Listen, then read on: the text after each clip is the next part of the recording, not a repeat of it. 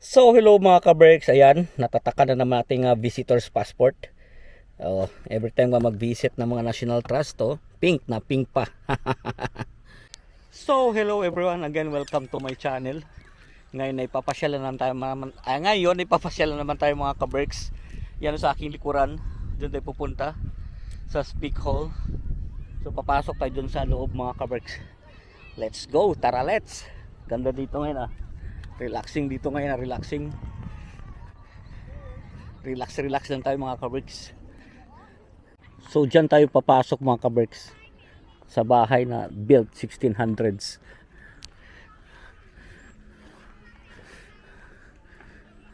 Grabe no, 1600s. Andyan pa rin. So papasok tayo dyan.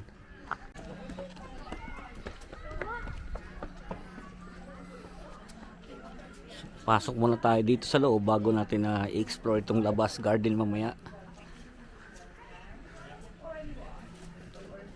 Marami itong bahay na ito mga ka-Berks.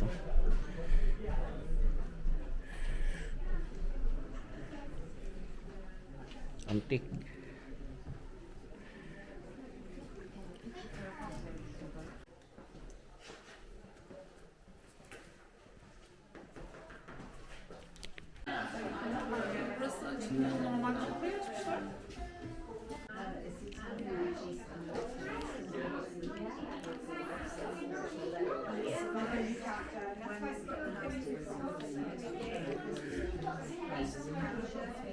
Okay tayo sa taas mga ka-Berks.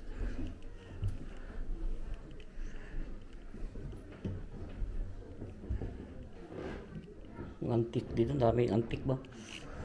Daming pwedeng ibenta. Antique.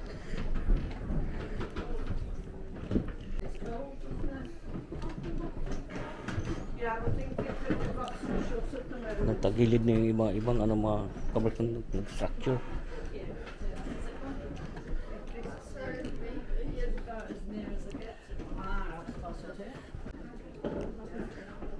Bedroom na naman mga ka-Berks.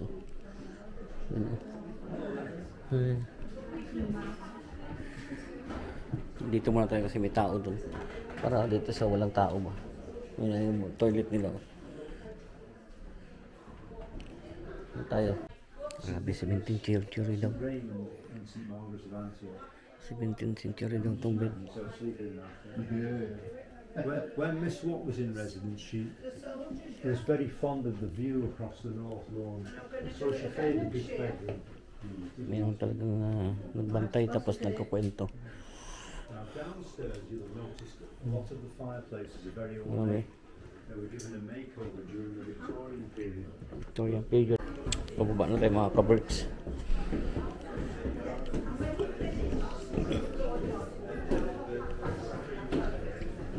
Tapos explore natin yung tawag dito, garden din.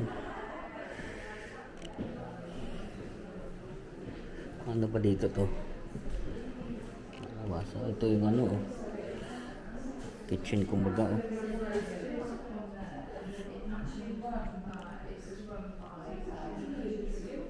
May mga gamit dito ba? Antique.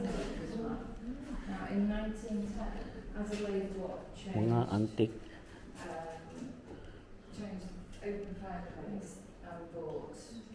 Ano? Antique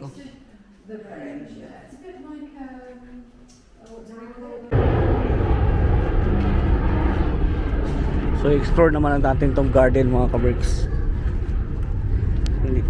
Hindi tayo masyadong nag-video dun sa hall kasi dahil tao. Ano ba ngayon? Wednesday? Dahil tao, daming tourist. Diba, malapit na naman sa amin kaya ba pwede natin balikan anytime. Kaya dito na tayo ngayon sa garden. Dito tayo na explore natin tong garden ng Speak Hall.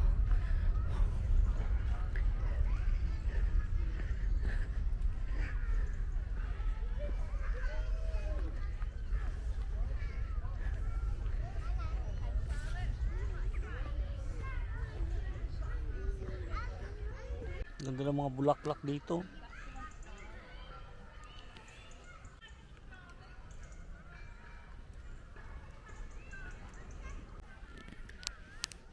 So yun ang house na pinasok natin mga kabarks. Kasi lang konti lang ang binidyo ko doon kasi daing tao, daming turista ngayon. So pagbalik natin siguro pagka wala na, makapag-video tayo na maayos doon. Ayan. Pero i-enjoy lang natin tong garden na lang, yung mga flower. Pagka matanda talaga tayo, bulaklak na yung gusto mo, no? Bulaklak ang gusto mo makita. Ang ganda, oh. Ganda, oh. Tingnan mo naman yan. O, di ba? Gaganda ng mga bulaklak dito.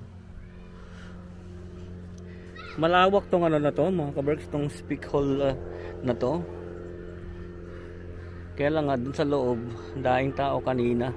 Mamaya babalik tayo doon. Ganda, oh. Yung mga bulaklak, oh.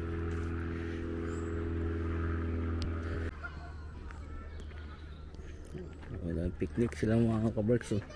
Yan lang ang buhay nila, picnic lang. Tayo, video lang. Pasyal lang. Ganda naman ang puno nito. Ano tong ano? Maple ba to? Maple tree. Maple tree.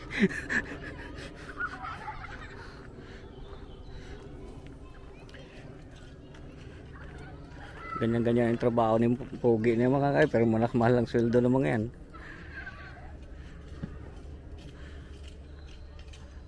Ganda, no?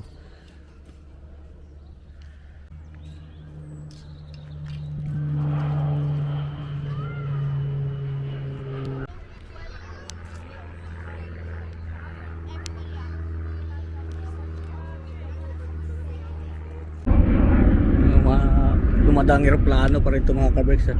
So dito na tayo, ikutin na natin to at para makapagpasyal pa tayo sa isa makapasyal tayo sa ano, Liverpool mismo city. Parang sarap pag Jollibee. Pagkatapos natin magpagod maglakad-lakad dito, no? So dito na tayo dadaan mga kabreks, likod, no? Itong hall.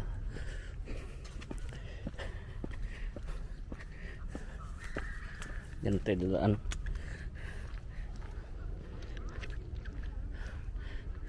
Dami tao ngayon pagpunta ko, ah. Last time pumunta ko dito, walang gaano. No, tabingay na rin siya mga kabreks, no? Oh. Sa tagal ba naman, 1600s, eh. Pero grabe katibay yung mga kahoy nila ba. Yan, biruin mo yan. 1600s pero ayun pa rin siya ba. Pero tabingi na din. Siyempre sa tagal ba naman, eh. Pero ganda sa loob mga kabreks. Hindi lang masyado nag video doon at tandaan tao. Hindi rin ma-appreciate pag puro likod, ulo makikita nyo ba.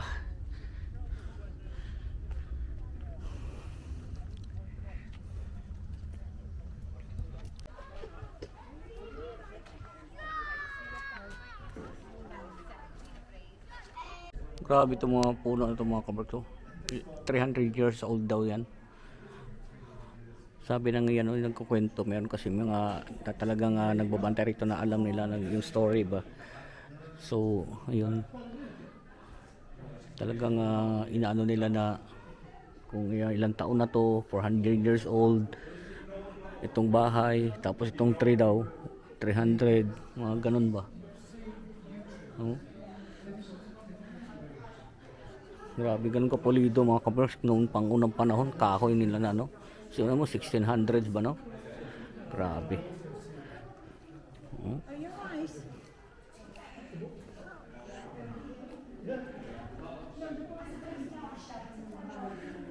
Wala nag-aanong tao sa loob kanina, puno-puno doon. Ngayon wala nag-aano. Pero ayoko nang bumalik para sa sunod ulit. Binidyo lang natin ng konti doon, sa sunod naman. Paikot lang naman to, pero ang ano doon yung history. Tagilid na rin naman siya mga kabreks, gaya nga nasabi ko kanina, tagilid na rin siya. May mga ano na rin, tabingi na rin. Kahit doon sa loob may mga ano na tabingi na.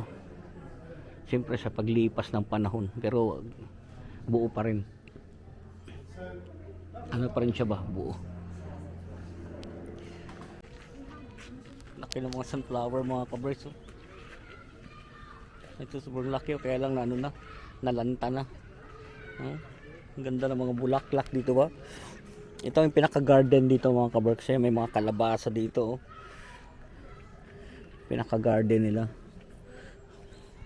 Ganda nito. Oh. Mga bulaklak na to, ganda. No? Talaga may lahat ng mga hall na ganito mga kabarks, may garden kang makikita. Ayan. May mga lettuce, talaga may mga nagtatanim. Ano ba to? Kalabasa? Kalabasa nga to ah. Ay hindi. Tapos ano yun yung ano yun, yan, ano ba yan? Hindi natin alam, may mga pangalan yan, hindi natin basahin na. Pero ito, siyempre kalabasa, yun o, kalabasa. Ayan dyan, ito. Yan, siyempre kalabasa yan. Ah, pumpkin, no? Pumpkin na lang pumpkin para maalam yung pumpkin.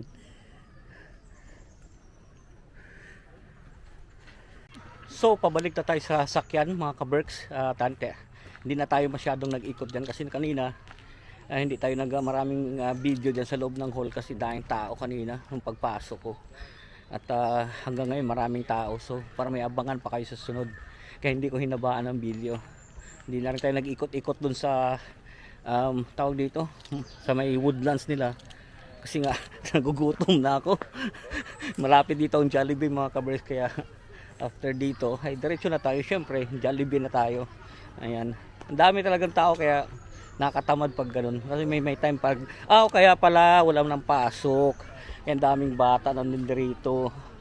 Ayun, yun pala, ayun. So ang dami kasi of school. Pero maganda rito pala magpumunta pag may pag may pasok kasi walang ganong tao. Ayun, ang dami tao dito ngayon. No? So dito na nga natin tapusin nating video mga kaberks. Lagi mong sinasabi, keep us all safe, God bless us all mga dambuhay. Thank you for watching.